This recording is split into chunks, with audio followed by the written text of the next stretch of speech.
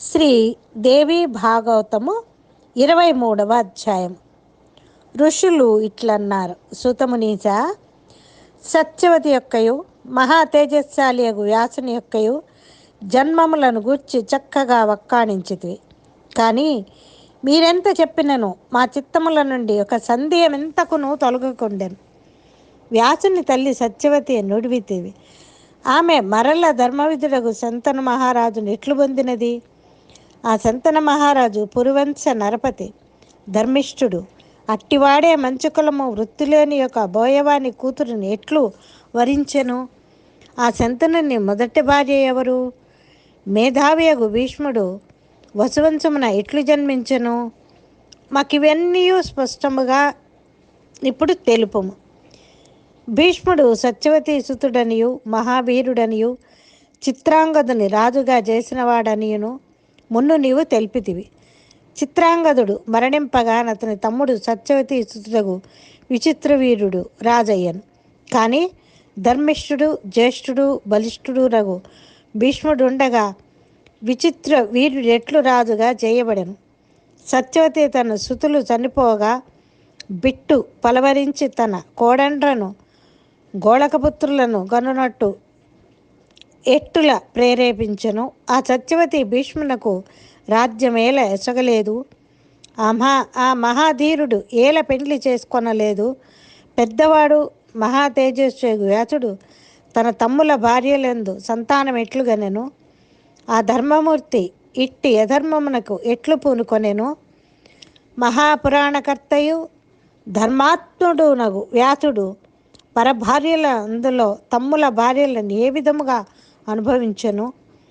ఆ మహాత్ముడు ఇట్లు నింద్యమగు పని ఎట్లు తలపెట్టెను? వేద సమ్మతునికిది శిష్టాచారమగునా? నీవు వ్యాసుని యొక్క శిష్యుడవు. నీవే మా ఈ శంక తీర్పజాలదు అంటే తీర్చగల వాడవు. మేము ఈ పుణ్యధర్మ క్షేత్రమున సర్వ ఉత్సాహముతో వినగోరుచున్నారము అని అడిగారు. అప్పుడు సూతుడు ఇట్లన్నాడు: ముని, ఇక్ష్వాకు వంశమునకు మహాభిష్టుడను చక్రవర్తి జన్మించాడు. అతడు సత్యవంతుడు, ధర్మశీలి. అతడు 1000 అశ్వవేధములు 100 వాజపేయములు విలయంగా వనరించి ఇంద్రుని ప్రసన్నుని చేసి స్వర్గసీమను అలంకరించెను. ఒకనాడు ఆ మహాభిషుడు బ్రహ్మసభకేగను. అత్తరినచట ప్రజాపతిని సేవించుకొనుటకు దేవతలెల్లరూ విచ్చేసిరి. అతడికి గంగాదేవియును బ్రహ్మ కొలువునకు వచ్చినది. అప్పుడొక పెనుగాలి వాటున ఆమె మీద వస్త్రము తటాలున మీదికి లేచినది. దేవతలెల్లరూ ఆమె దిక్కు చూడక తలలు వంచుకొనిది. కానీ మహాభిషుడు మాత్రం ఆమెలోని రాగవిలసనములను అదే పనిగా కన్నెత్తి తేరిపారి చూచుండెను. గంగయు నతడు తన యందు అనురాగవంతుడయ్యనని కనిపెట్టెను. వారు రాగమత్తులగుట బ్రహ్మ గ్రహించి రోషావేశమున కోపించి రాజునిట్లు శపించెను: నీవు మనుష్యలోకమున రాజుగా పుట్టుదువు గాక. నీవు మరల నీ పుణ్యబలమున ఎల్ల విధముల నాకలోకమేతెంతువు అని ఆ రాజునందు అనురాగవతి వగుట వలన నేలపై పుట్టుమని గంగను కూడా అతడు శపించాడు. అంతా వారిరువురు నెడదలు కలుగుకుండు పడగ బ్రహ్మను వీడ్కొని బయలుదేరి అతడి భూమిపైని ధర్మతత్పరులకు రాజులున్న చోట ఉండెను. అంతలో అతనికి పురువంశుడగు ప్రతీపుడు తోచను. అతడతనికి తనయుడుగా తలచెను.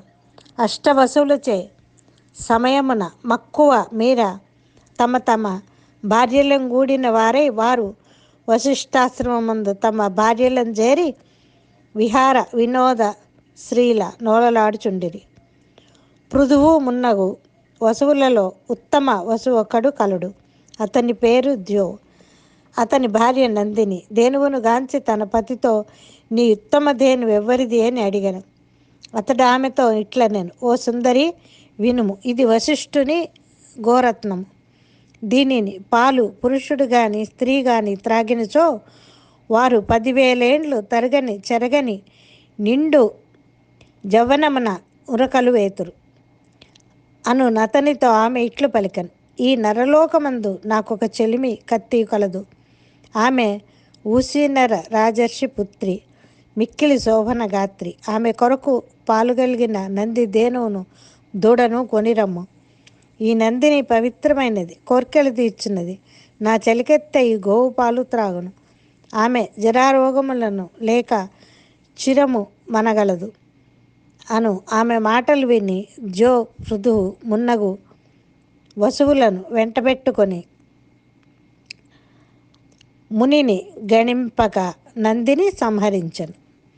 అంతలో మహాతాపసుడగు వశిష్ఠ మహాముని సత్వరమే ఫలాదులుగొని నిజాశ్రమం ఏతెంచెను. అతనికి తన ఆశ్రమమందు సవత్సయగు ధేనువు కనిపించలేదు. ఆ ముని దానికై వనములు గుహాలు కలయ వెదికను, కానీ అది ఎంతకు కనిపించలేదు. అందులకు ఆ ముని ఎదలో కోపాగ్ని ప్రజ్వరిల్లెను.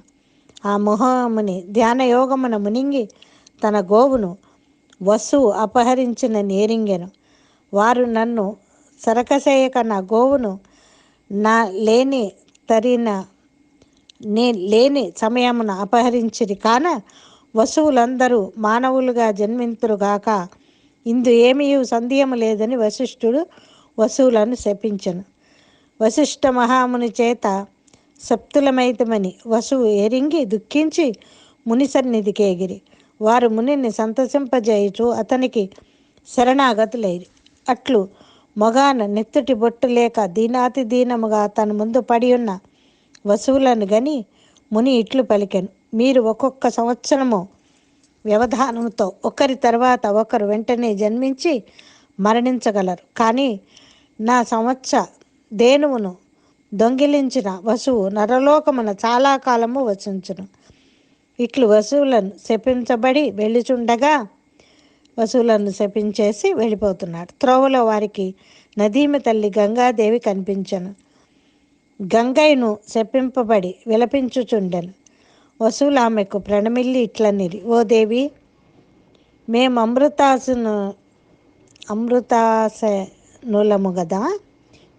అమృతాసనులము గదా మానవ గర్భమందెంట్లు జన్మింపనోదుము. నరుల కడుపున పుట్టుటకు మాకు విచారముగా ఉన్నది. కావున గంగామాత, నీవు స్త్రీ రూపము దాల్చి మాకు జన్మములు ప్రసాదించుము. శంతనుడు రాజుగలడు, నీవతనికి భార్యవు గమ్ము. మమ్ము పుట్టిన వాణిని పుట్టినట్టుల గంగ పాటను పెట్టుము. ఈ గంగ దాంట్లో వదిలేసాయి, గంగ పొట్టను పెట్టుము అంటే గంగలో వదిలేసాయి. అట్లొనరించిన మాకు శాపముక్తి కలుగును. ఇది నిజము. ఆమె ఇట్లు ఎగు తమని మాట ఇయ్యగా ఆమె అట్లే అని వాళ్ళకి మాట ఇవ్వగా వారు తమ లోకములకు వెళ్ళిపోయారు. గంగ కూడా మాటి మాటికి చింతించుచుండెను. ఆ మహాభిషుడు ప్రతీపునికి కుమారుడుగా జన్మించెను. అతడే శంతనుడు అనబడిన రాజర్షి, ధర్మాత్ముడు, సత్యసంగరుడు. పూర్వము ప్రతీపుడు సూర్యుని వరేణ్యమగు జ్యోతిని గూర్చి స్తోత్రము చేశాను. అప్పుడు గంగాజలముల నుండి వరవర్ణిని శుభాన నయగు స్త్రీ బయటికి తెంచి వచ్చినది. ప్రతీపుని సాలతరు వంటి కుడితోడపై కూర్చుండాను. రాజు నా అనుమతి లేకయే నా కొడితోడు మీద కూర్చుంటివేమని తన ఎంకముపైనున్న యువిధతో నన్నేను. ఓ కురుశ్రేష్ఠ, నా హృదయమున నీపై అనురాగము కలదు. నీవమిత వీరుడవు.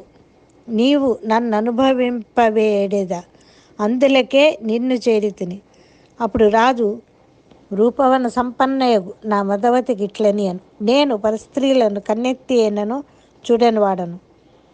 నీవు నా కుడితొడను ఆశ్రయించి కూర్చుంటివి.